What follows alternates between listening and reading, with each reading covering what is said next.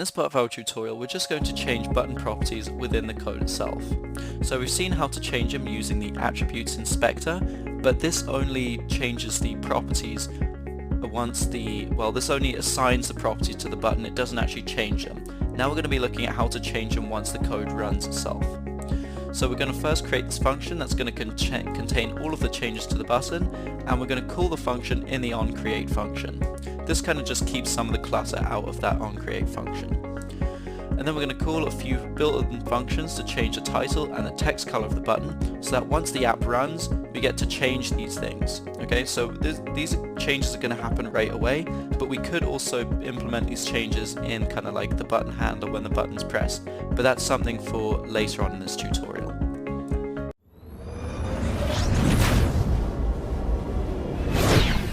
Alright, so now we have this button outlet object created. Let's take a look at how to modify certain elements of this button within the code itself. So there are two ways that we can modify things. We can either select the button in the main.storyboard, and we can go to the attributes and size inspectors and modify them this way.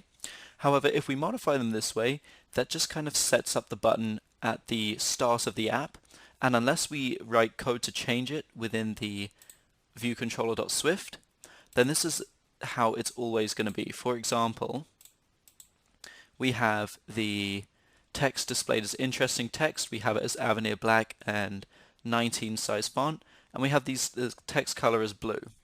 So this is the way that the button is always going to appear unless we change it in the code itself.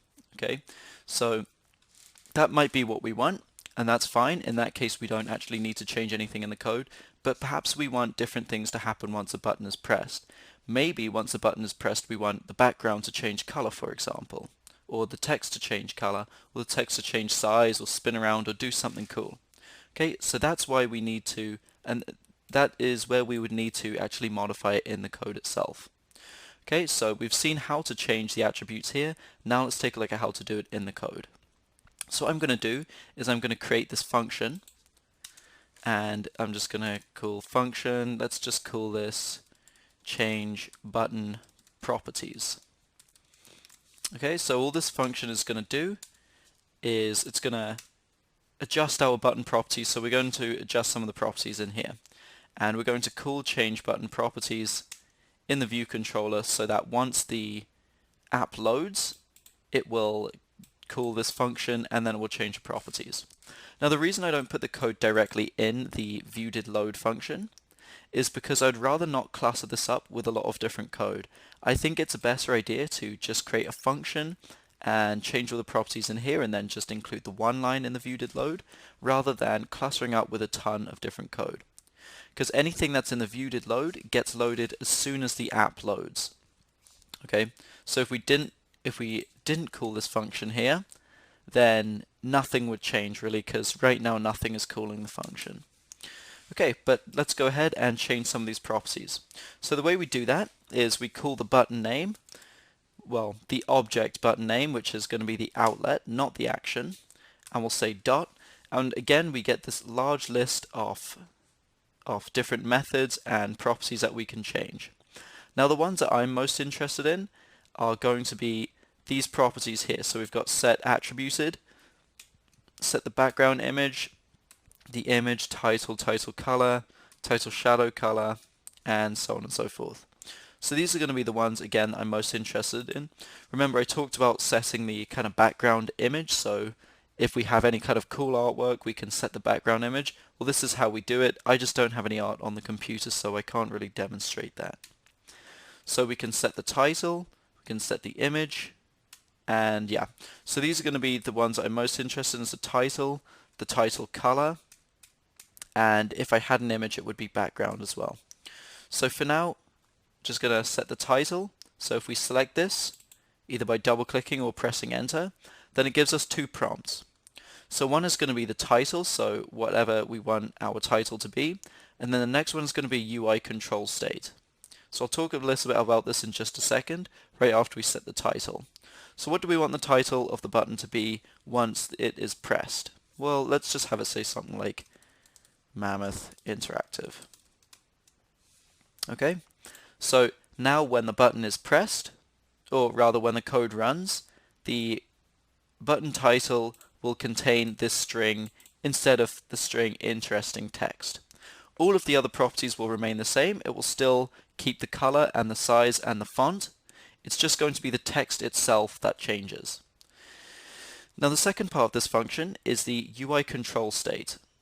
Okay, so what we can do is just say UI control state dot normal, and in like 95% of the cases we're going to choose UI control state normal. Usually that's what we do. It's rare that we'd use anything else, and to be honest, I've actually never used anything other than the UI control state normal. So as long as you want kind of the button to function normally like a normal button, then just set the UI control state to normal. Okay, so this now is going to, once the code runs, the view.did_load is going to call the change button properties function, and this right now is just going to set the title to Mammoth Interactive. Okay, so notice how the title still remains as interesting text up here, and that's because the code hasn't been run yet. So once it runs, we'll change the title, and in fact let's go ahead and run it now just to see this working. So what we're going to do is we're going to select this button, let's build and run the current scheme, and we're just going to click it. So right now the code is, or Xcode is building our code. So you see the build succeeded. So that means it's compiling, and it's just kind of reading the code and translating it into kind of a language that the computer itself reads.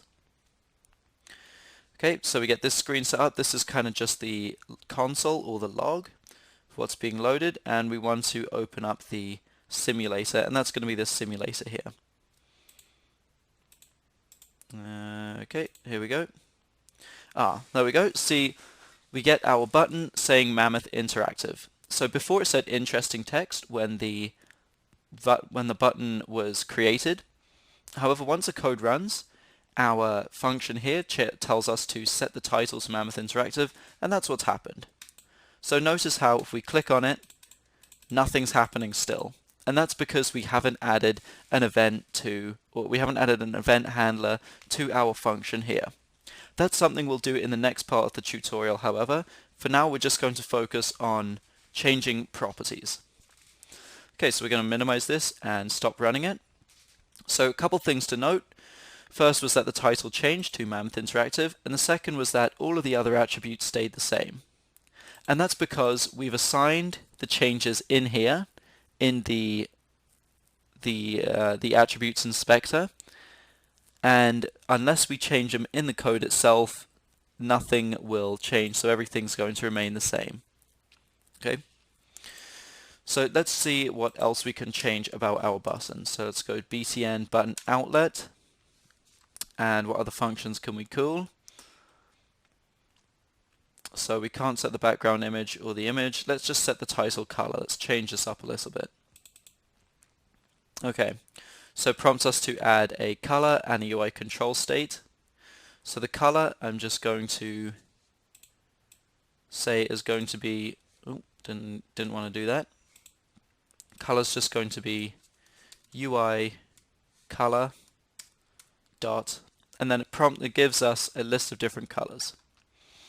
So what we can do is we can just select a few of the kind of built-in colors, or we can adjust what we call the RGB values and the alpha value to customize it.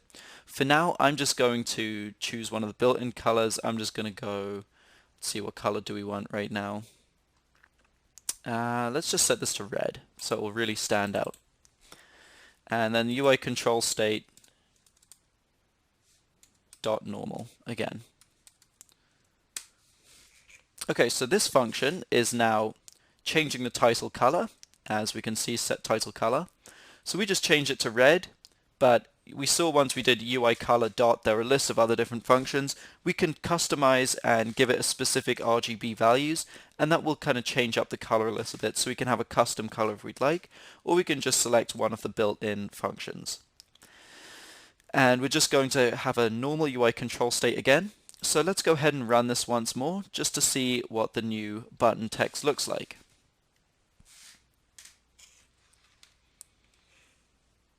and this is just running here.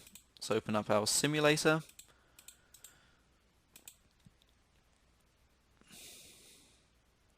And not sure why it's taking such a long time to load. Well, let's stop it and rerun it then.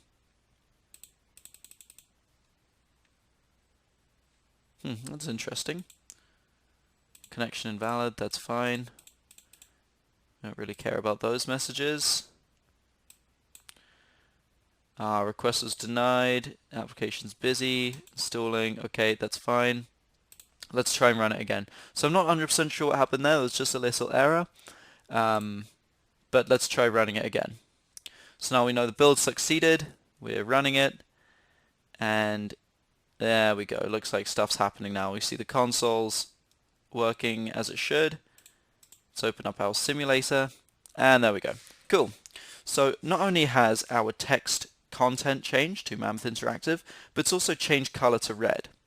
Okay, this is exactly what we should expect, as we told the button color to change to red, or the button title color, once the change button properties function was called. Okay, so it's just a couple examples of stuff that we can change within the code itself. So just a few things to note as we recap what we've learned so far. It's a good thing to put these change properties within a function and then have the function called on the view.did_load or when appropriate. So maybe we'll have this kind of stuff happen only once a button is pressed. So that's going to be a whole new part of the tutorial, which we'll talk about in a little bit. So for now, I just kind of had the properties change as soon as the app was loaded. So I put them in a function and called the function up here. Okay, good idea to do this to kind of keep clutter out of these big functions. So we only introduced two different methods here, or two different functions.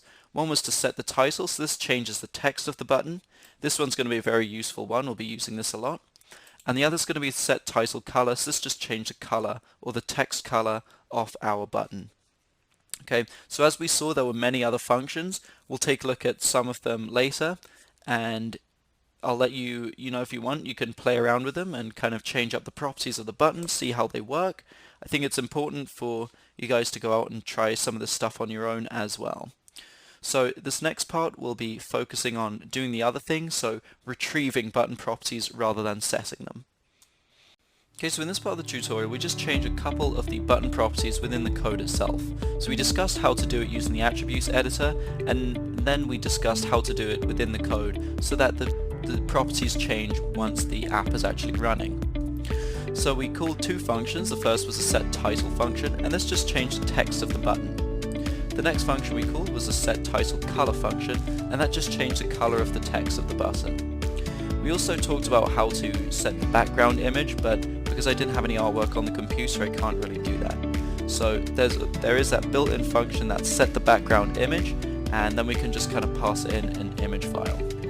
Okay, so this is how we change a couple of the properties. This next part is going to be looking at how to extract properties from the button.